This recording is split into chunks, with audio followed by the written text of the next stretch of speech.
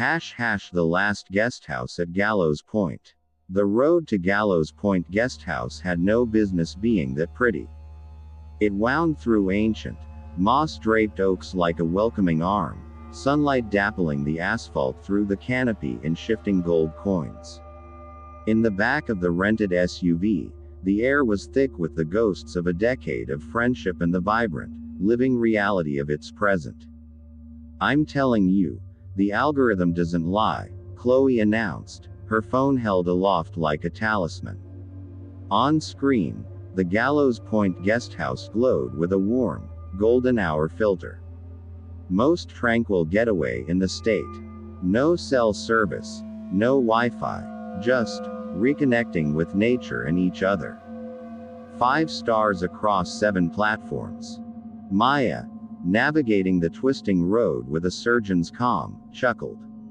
Says the woman who had a full-blown panic attack when we lost Spotify for 10 minutes.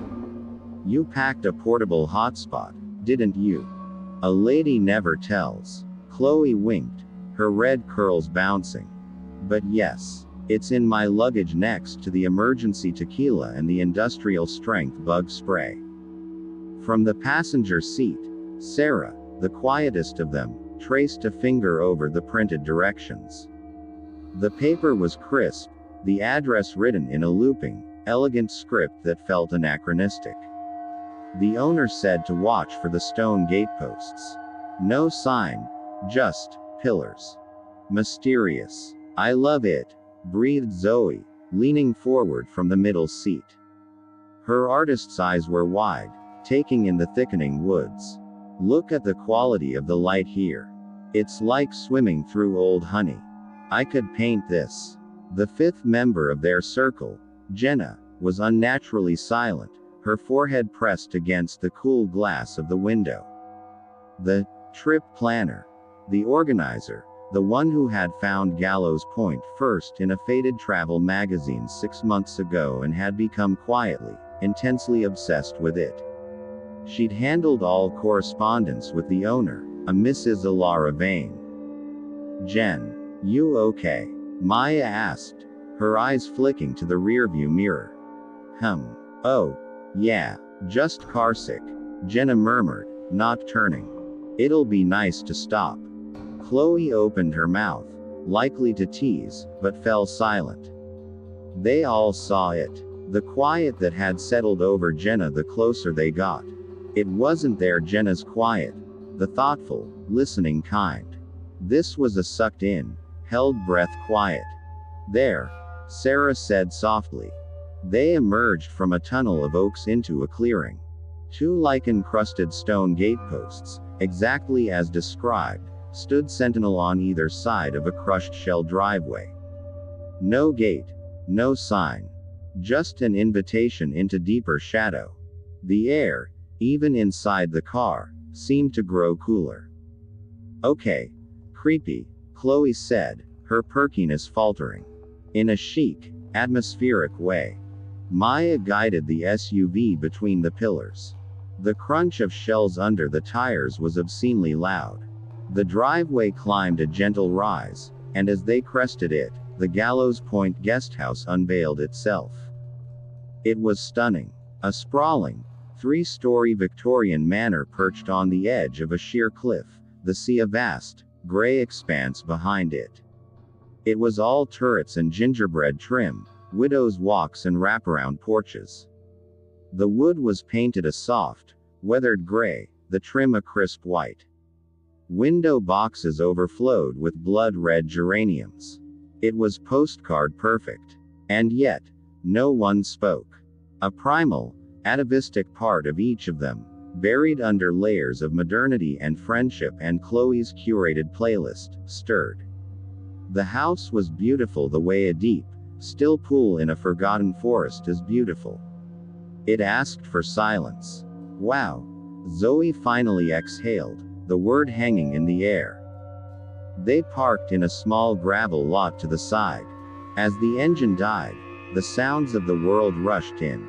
The distant, rhythmic crash of waves against the cliffs below, the sighing of the wind through the pines that framed the property, and a profound, enveloping quiet that seemed to swallow all other noise.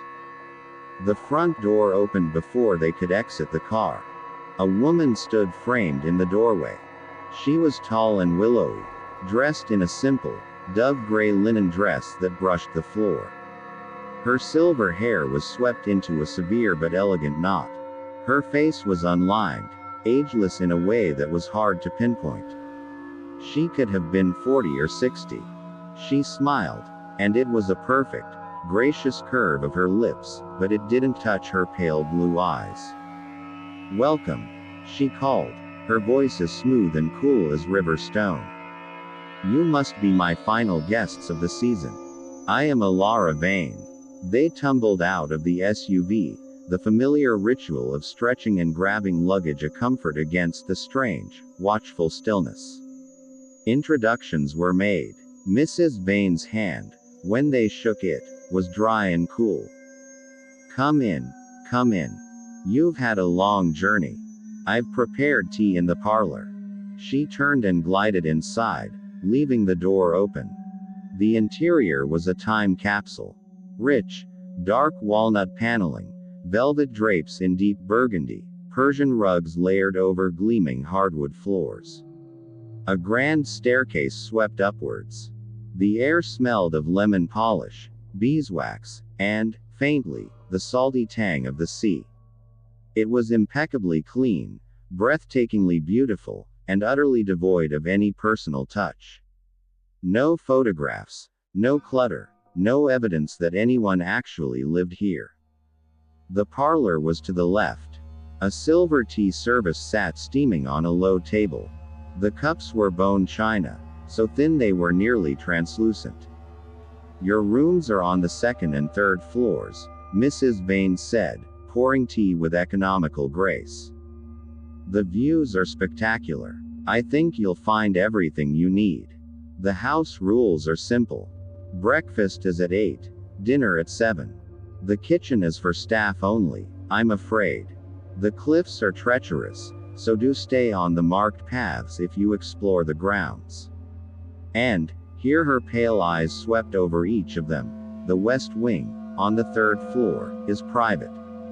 My quarters and some storage. I would appreciate your respecting that." Her tone was pleasant, but it was a command, not a request. "Of course," Jenna said, a little too quickly. She hadn't touched her tea. She was staring at a large, ornate mirror above the fireplace. In its murky depths, their reflections seemed wan, insubstantial. "Wonderful," Mrs. Vane said. "Now, I'll let you settle in. The keys to your rooms are on the hall table. I have preparations to see to for dinner." She left as silently as she had arrived. The moment the door clicked shut, the atmosphere changed. It was as if the house had been holding its breath and now released it. "Okay. She's a Stepford innkeeper," Chloe whispered, dumping 3 sugar cubes into her tea. "But this place is insane. In a good way, right? It's intense," Maya admitted, walking to the window. The view of the churning sea was magnificent and somehow threatening. "No cell service at all. I checked." "Good," Zoe said, her sketchbook already open. She was rapidly capturing the intricate pattern of the rug. "We're here to disconnect, remember." Sarah was examining a small, framed embroidery on the wall. It was a simple, rustic piece, the threads faded. It depicted the guest house, but from a vantage point on the cliffs below. And in one of the third-floor windows, a tiny, stitched X in black thread. "Weird sampler," she murmured. Jenna finally moved, picking up her suitcase. "Let's find our rooms. I'm in the sea nymph room. 3rd floor. The 2nd floor housed the mariner, Maya, the cliff rose, Chloe, and the gull's cry, Sarah and Zoe, who had opted to share. Each was lavishly decorated in themed Victorian excess. Maya's had navigational charts and a brass telescope. Chloe's was a riot of floral patterns. Sarah and Zoe's was airy, with white wicker and paintings of seabirds. Jenna's room, on the 3rd floor, was at the end of a long, dim hallway. The sea nymph was the largest, a corner room with windows on 2 sides offering dizzying views of the sea and the woods. The decor was oceanic. Deep blues and greens, a bed shaped like a shell, a dressing table with a mermaid-carved mirror. It should have felt whimsical. It felt like the inside of a luxurious, waterlogged coffin. As Jenna set her bag down, she felt a sudden, intense chill. Not from the sea air, but a dry, cold spot in the center of the room. She shivered, rubbing her arms.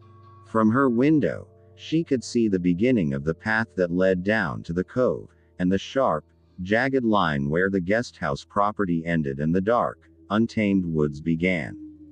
She also had a clear view of the locked, ornate door that led to the forbidden west wing.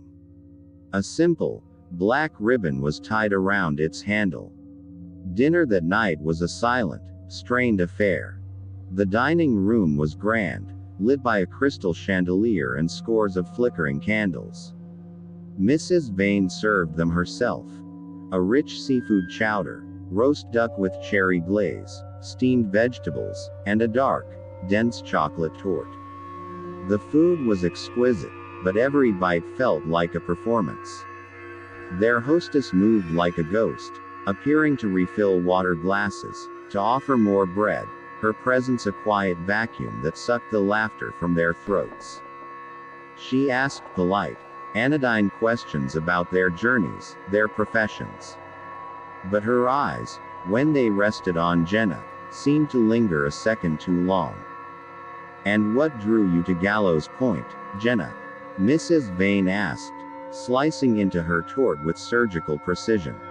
Jenna looked up, her fork poised in midair. The quiet, the chance to get away. Away, Mrs. Vane repeated, the word tasting different in her mouth. Yes, many come here for that. To leave things behind. After dessert, she vanished into the kitchen. The 5 friends sat in the candlelight, the roar of the sea their only companion.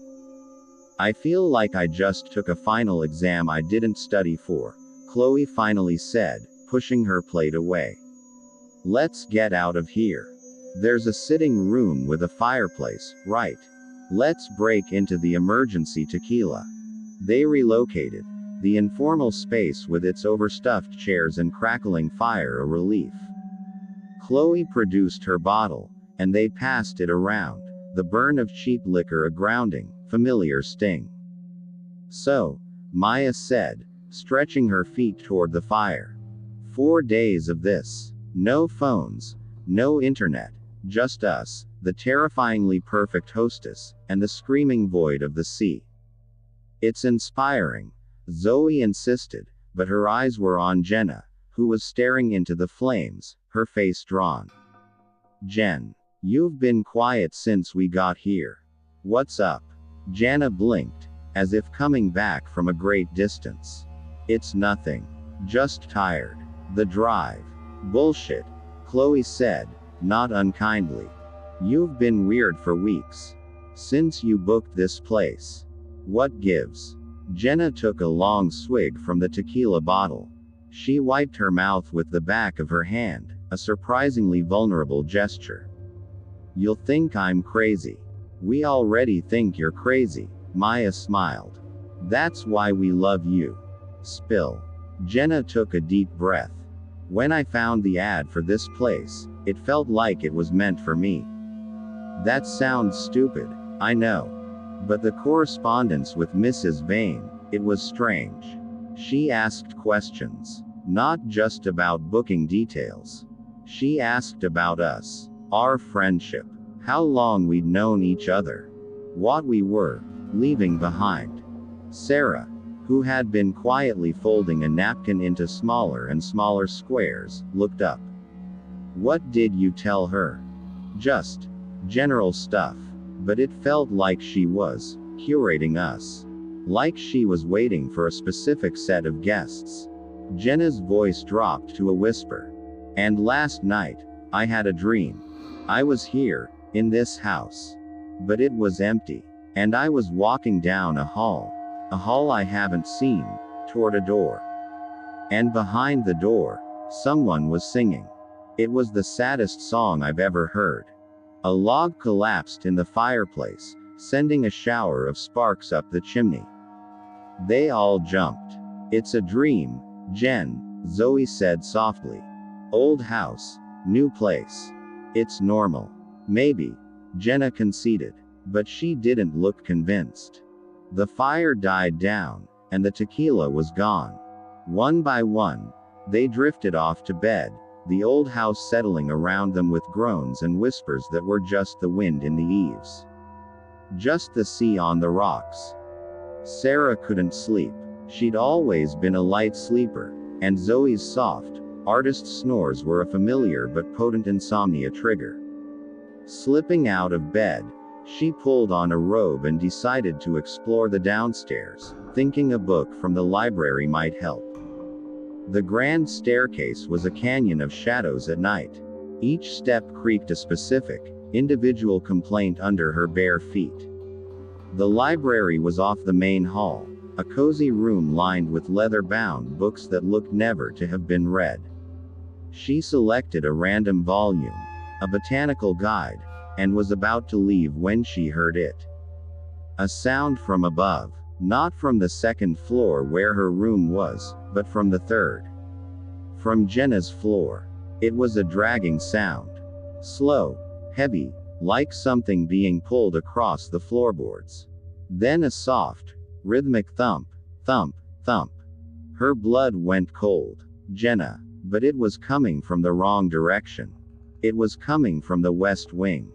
The forbidden wing. Sarah stood frozen, the book clutched to her chest. The sounds continued for a full minute, then stopped as abruptly as they had begun. Silence rushed back in, thicker and more ominous than before. She fled back to her room, locking the door behind her. She didn't sleep a wink. The next morning, over a breakfast of perfect eggs and artisanal bacon served by a silent, smiling Mrs. Vane, Sarah said nothing. But she watched Jenna. Her friend picked at her food, dark circles under her eyes. Didn't sleep well? Sarah asked casually. Jenna's head jerked up. No, you. Not really. Heard some noises from upstairs. Jenna's fork clattered against her plate. All color drained from her face. What kind of noises? Before Sarah could answer, Mrs. Vane materialized at the sideboard. Is everything to your liking, ladies? The day is beautiful for a walk. The path to the cove is quite safe in the daylight. The interruption was deliberate. They all felt it. After breakfast, they decided to take the path. The sun was bright, the air crisp. The trail wound down from the cliffs through gnarled, wind-sculpted pines before opening onto a small, crescent-shaped cove of black sand. The sea here was quieter, the waves rolling in with a hushed sigh. It should have been idyllic. It was the first time they'd been truly alone since arriving. Chloe immediately kicked off her shoes and ran to the water's edge. Maya followed, scanning the horizon. Zoe pulled out a small pad and began to sketch the dramatic cliffs. Sarah sat on a driftwood log, watching Jenna. Jenna didn't go to the water. She walked to the far end of the cove, where the black sand gave way to jagged rocks. She stood, staring at the base of the cliff. What is it? Sarah asked, coming up beside her. Jenna pointed. Half buried in the sand and tangled in seaweed was a small, waterlogged doll. Its porcelain face was cracked, one eye missing, its old-fashioned lace dress stained and torn. It was horrifying. That's creepy, Sarah said. It's not just a doll, Jenna whispered. She bent down, not touching it. Look at the dress. It's the same pattern as the embroidery in the parlor. The one with the X on the window. A cold knot formed in Sarah's stomach. Coincidence. Is it? Jenna's eyes were wide, haunted. Last night, Sarah, after you all went to bed, I heard it too. The dragging. The thumping. It was coming from the other side of my wall. From the west wing. And then, I heard the singing. The same song from my dream. What was the song? Jenna's voice trembled as she hummed a few, off-key notes. A simple, mournful melody that sounded like a lullaby from a drowned world. From across the cove, Zoe called out, her voice sharp with excitement. Hey, look at this. They hurried over. Zoe was pointing at the cliff face. Eroded by wind and water, the stone was layered. And in one section, something pale was protruding. Not rock. Maya, ever practical, found a sturdy stick and carefully pried at the edge. A chunk of softer stone fell away.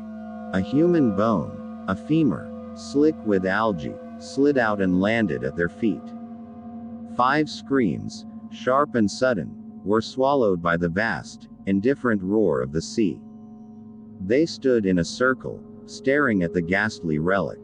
The cheerful mood of the walk was annihilated. We need to call the police, Chloe stammered, already fumbling for her dead phone. How? Maya's voice was tight with controlled panic. No service. We'd have to go back to the house, use a landline. Mrs. Vane, Sarah said. The name felt like ice on her tongue. They looked at each other. The thought of returning to that beautiful, silent house, of telling their impeccable hostess they'd found a bone in her cove, was suddenly more terrifying than the bone itself. We take it with us, Jenna said, her voice strangely flat. Evidence. No. Zoe recoiled. You don't just pick up a bone. That's a crime scene. Is it? Jenna's gaze was fixed on the guest house, a gray silhouette against the bright sky at the top of the cliff. Or is it just part of the landscape here? In the end, Maya, using 2 large shells as tongs, placed the femur in Zoe's canvas tote bag. They walked back up the path in utter silence, the bag hanging from Maya's shoulder like a grotesque picnic. Mrs. Vane was waiting for them on the porch. She held a basket of fresh linens. Her smile was in place. Did you enjoy the cove? She asked. Maya, the de facto leader, stepped forward. Mrs. Vane, we found something. On the beach. She opened the tote bag just enough for the woman to see inside. The smile on Mrs. Vane's face didn't falter. It didn't even flicker. Her pale blue eyes regarded the bone with the detached interest of a gardener looking at a peculiar weed. Oh, that, she said, her tone light. The cliffs are very old. This land has seen many things. Fishermen, settlers, accidents. The sea gives, and the sea takes away. It's likely very old. I'll dispose of it properly. She reached for the bag. Maya pulled it back. We should call the authorities. Just to be sure. For the first time, a ripple of emotion passed over Mrs. Vane's serene face. Annoyance. Impatience. It was gone in an instant. As you wish. The telephone is in the hall. But I assure you, you'll be disturbing them over a historical relic. The signal for the constabulary is often poor. You may have to try several times. Her confidence was unnerving. Maya led the way inside to the old, rotary dial phone on a hall table. She lifted the receiver. Dead silence. Not even a dial tone. She jiggled the cradle. Nothing. The line must be down, Mrs. Vane said from behind them, making them all jump. She hadn't made a sound. A storm last week. I meant to have it seen too. It's so peaceful without it, don't you think? Her gaze settled on Jenna. You look pale, dear. The sun on the water can be harsh. Why don't you rest? I'll bring some tea to your room. She glided away, taking the basket of linens, leaving them standing in the hall with a dead phone and a bag containing a human bone. "The car," Chloe hissed. "We get in the car and we drive. Now." They rushed to the gravel lot. The SUV sat where they'd left it. Maya clicked the fob. Nothing. She tried the door handle. Locked. She peered inside. The keys were not in the ignition. They were not on the floor. They were gone. "She took them," Zoe whispered, horrified. "She locked us in." Panic, pure and electric, shot through the group. They were stranded, isolated, at the mercy of a woman who thought a human femur was a trifle. Okay, Maya said, forcing calm into her voice. "We're not helpless. We're 5 grown women. We stay together. We search this place. There has to be another phone, a set of keys, something. And we find out what's in the West Wing." The decision was a turning point. The holiday was over. This was a siege. They started with the main floor, conducting a frantic but quiet search under the guise of settling in the parlor. They found nothing.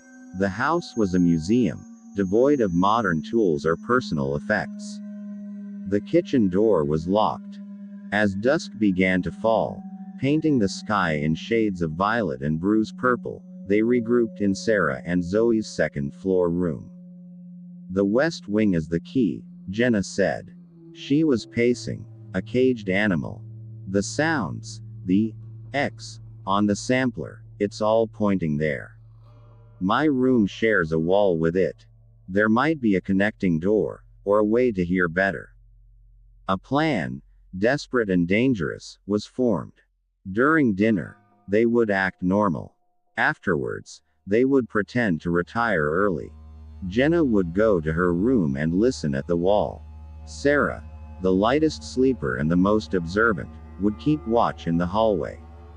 Maya and Chloe would attempt to pick the lock on the kitchen door, looking for a back exit or a weapon. Zoe would stay in their room as a lookout and to create a distraction if needed. Dinner was a macabre pantomime. Mrs. Vane served a creamy lobster bisque and herb-crusted halibut. She made polite conversation about the weather. No one mentioned the bone, the phone, or the missing keys. The women laughed too loudly, drank too much water, and pushed food around their plates. "You seem restless tonight," Mrs. Vane observed, her eyes glinting in the candlelight. "The house can be stirring for new guests. It has its own rhythms. It's best not to fight them." After dessert, they excused themselves. The plan went into motion. In the third-floor hallway, Sarah tucked herself into an alcove behind a large fern, her heart hammering against her ribs. The house at night was a different beast. The shadows were liquid and deep. The sighs of the wind sounded like exhalations. Every creak was a footstep. In her room, Jenna pressed her ear against the floral wallpaper of the shared wall with the West Wing. At first, nothing.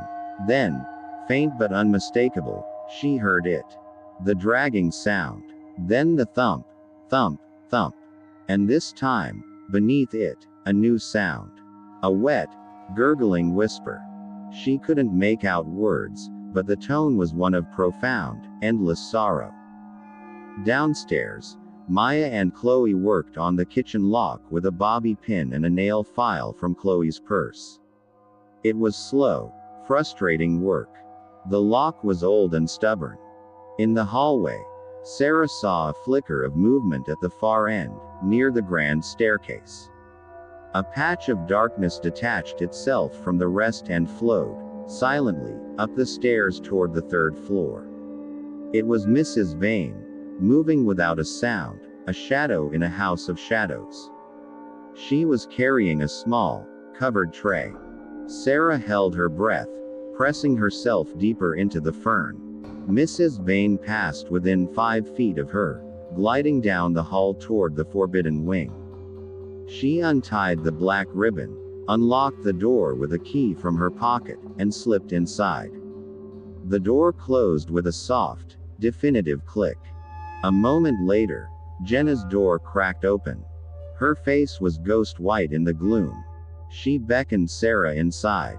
She went in there. Jenna breathed. And I heard a voice. A woman's voice. She said, "Please, no more." Clear as day. Downstairs, there was a soft snick.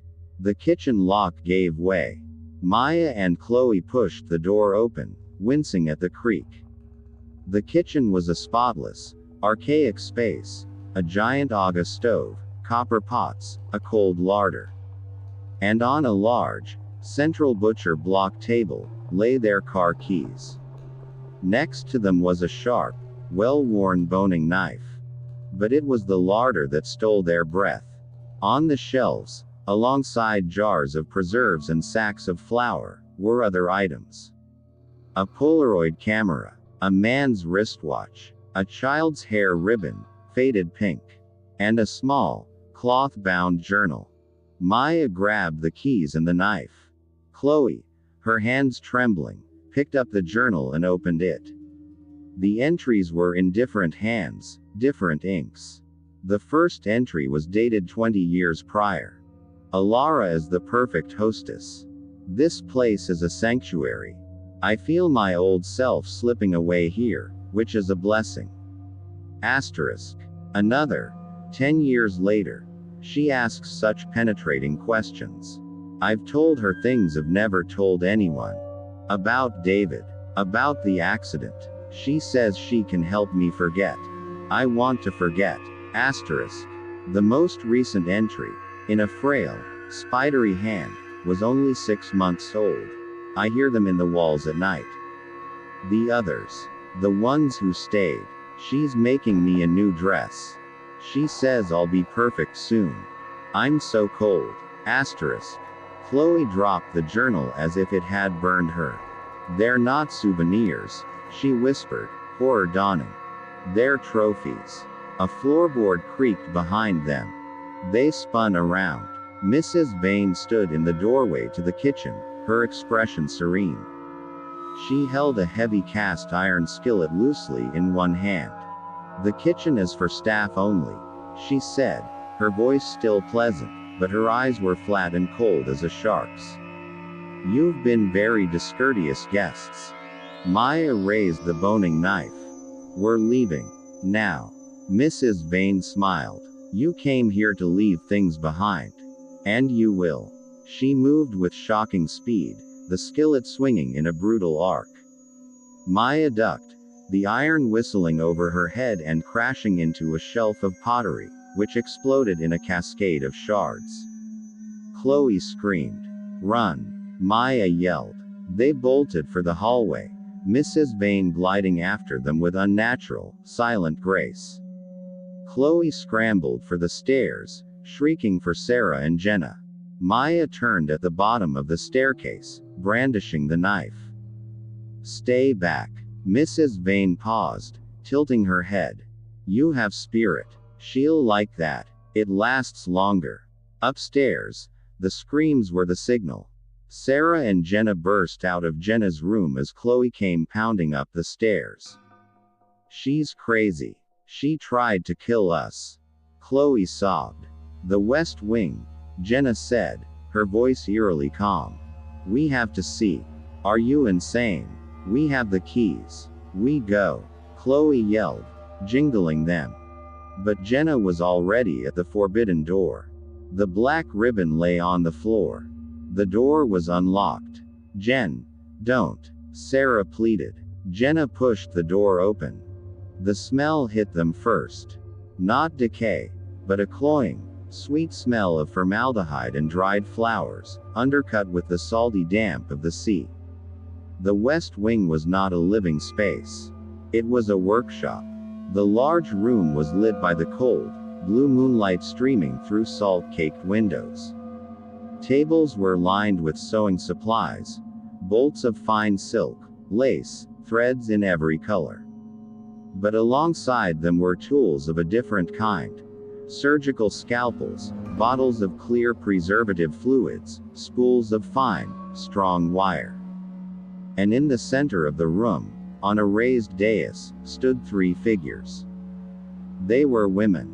Or they had been. They were dressed in beautiful, antique gowns, one from the 1920s, one from the 1950s, one more modern. Their faces were meticulously made up, their hair styled. They stood in graceful, lifelike poses. But their skin had a waxy, polished sheen. Their eyes, wide and glassy, saw nothing. They were preserved, taxidermied, perfect, eternal guests. Her collection, Jenna breathed, her horror so complete it was beyond scream. From a doorway at the back of the workshop, the wet, gurgling whisper came again. Please, no more. Mrs. Vane's voice floated up the stairs, sweet and deadly. You've seen them. My perfect girls. They came here broken, wanting to forget. And I helped them. I gave them peace. I made them beautiful forever. No more pain. No more memories. Just the quiet of the house and the sound of the sea. She appeared at the top of the stairs, blocking their retreat.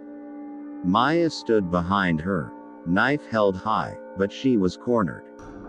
You're next, Mrs. Vane said, her gaze sweeping over them. 5 new friends for my gallery. A matching set. Your friendship will last for eternity here, frozen in time. No more goodbyes. She advanced, the skillet in her hand. The preserved women seemed to watch with their blank glass eyes. The song, Jenna whispered, staring at the most modern of the figures, a woman in a 1990s floral dress, her face fixed in a faint, melancholy smile. She was humming the song. And then Jenna did something inexplicable. She began to hum the same mournful lullaby from her dream, from the wall. The effect on Mrs. Vane was instantaneous. She froze, her serene mask cracking for the first time, revealing a fissure of raw, agonizing pain. Stop that, she hissed. You know it, don't you? Jenna said, her voice gaining strength. You sang it to her. Too, Elara. Mrs. Vane flinched as if struck. My daughter's name is not for you. Your daughter, Sarah gasped, understanding dawning. She pointed to the oldest figure, the one in the 1920s flapper dress. The face, beneath the preservation, had the same bone structure as Mrs. Vane. That's her. That's the first one. You couldn't let her go. The truth unfolded, hideous and clear. A grieving mother, decades ago, preserving the body of her lost child. Then, over the years, luring other wounded women here, women who wanted to disappear, and giving them peace, by adding them to her monstrous family, trying to fill the void left by her daughter. The guest house wasn't a business, it was a hunting ground and a shrine. She was lonely, Mrs. Vane whispered, her eyes filling with tears that did nothing to soften their madness. She needed sisters. I provide for her. I always have. The distraction was enough. Maya lunged, not at Mrs. Vane, but past her, shoving Chloe toward the stairs. Go. The car. They erupted into motion, a frantic stampede down the staircase.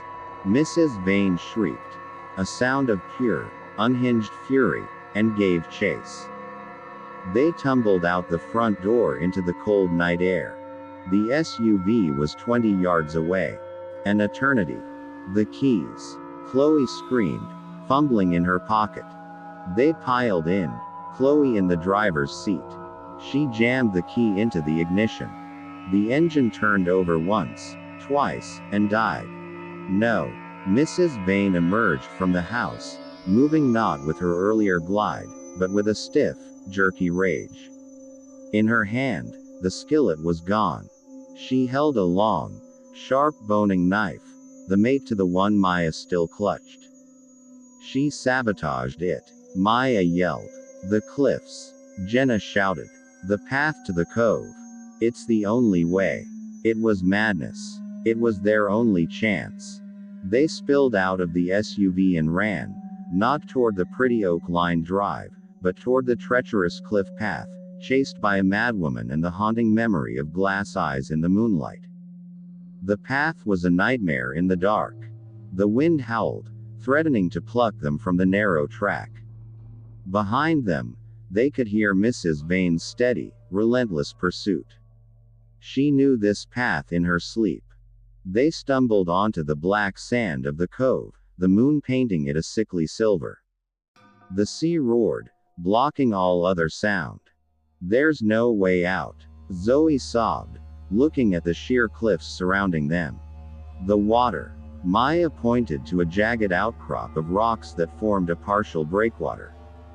"We can hide, maybe swim around the point." They waded into the freezing, churning water, gasping at the shock. The rocks were slick with seaweed. They clambered over them, their hands torn, their lungs burning.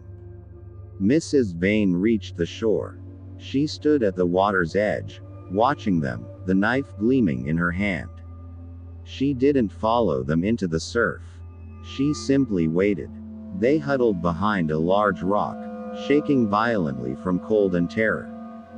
They were trapped. The sea on one side, a murderous preservationist on the other. "We have to make a stand," Maya whispered, her teeth chattering. "It's 5 against 1. She's not one," Jenna said, her voice hollow. She was staring back at the guest house, a dark silhouette against the starry sky. In the window of the west wing, she could have sworn she saw a pale face looking down. Not one of the waxen figures.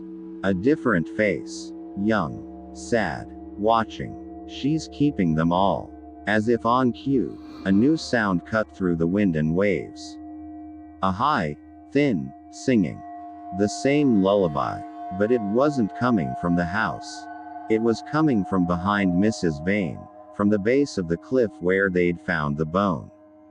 A faint, phosphorescent glow began to emanate from the wet sand. Shapes began to form. Not whole figures, but suggestions. A swirl of mist that might be a dress, a gleam that could be an eye, a sigh that shaped a word. Go away. The other guests. The ones who hadn't been deemed perfect enough for the collection. The ones who had ended up in the sea, or in the cliffs. The rejects of Gallows Point. Mrs. Vane turned, her face a mask of confusion and dawning horror. "No. You are at peace. I gave you peace." The phosphorescent mist swirled around her, the singing growing louder, a chorus of the damned. It was a sound of loneliness, of betrayal, of a peace that was no peace at all. "Now," Maya hissed. They didn't run for the path. They ran at Mrs. Vane, a desperate, wet, shrieking wave. She turned back to them, raising the knife, but the ghostly chorus seemed to sap her will, to tangle in her limbs. Maya tackled her low, and they went down in the surf. The knife skittered away across the wet rocks. It was a chaotic, brutal struggle in the freezing water. Chloe and Zoe grabbed Mrs. Vane's arms, Sarah sat on her legs, and Maya pried the now lost knife from her mind, replacing it with a rock held high. Thank you so much for watching this video. Make sure to subscribe, like, comment and turn on notifications if you enjoyed the video so you never miss an upload.